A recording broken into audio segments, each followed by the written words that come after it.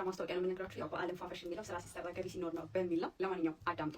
ባይክ ድራይቨር ወይም የብስክሌት አሽከርካሪ 350 ሰዎች፣ ፒከር ወይም ፒከርስ ወይም ደግሞ እቃ መራጮች 30 ሰው፣ እንደገና ደግሞ ኮንስትራክሽን ሌበር ወይም የግንባታ ሰራተኞች 1050 ብዛት፣ ኤምኢፒ ወርከርስ የሜካኒካል የኤሌክትሪካል ፕላምቢንግ ሰራተኞች 600 ብዛት፣ ሴኩሪቲ ጋርድ ወይም ጠባቂዎች 200 ብዛት፣ ዴሊቨሪ ራነር ወይም ደግሞ ሳይክሊስት ወይም እቃ አቅራቢ የብስክሌት አሽከርካሪ ማለት ነው 400 ብዛት፣ ሲቪል ቻርጅ ሃንድስ ወይም የሲቪል ስራ ኃላፊዎች ብዛት 200፣ ካርፔንተር ወይም አናጺዎች 100 ብዛት፣ ሴኩሪቲ ወይም ጥበቃ 40፣ ኢሪጌሽን ፓይፕ የመስኖ ፓይፕ ገጣሚዎች ብዛት 500፣ ኩክ ወይም ምግብ አብሳይ 20 ብዛት፣ ፊሜል ክሊነር ወይም የሴት ጽዳት ሰራተኞች ብዛት 200፣ ሜል ክሊነር ወይም የወንድ ጽዳት ሰራተኞች ብዛት 200፣ ባይክ ማሰን ወይም ጡብ ሰራተኞች ብዛት 100።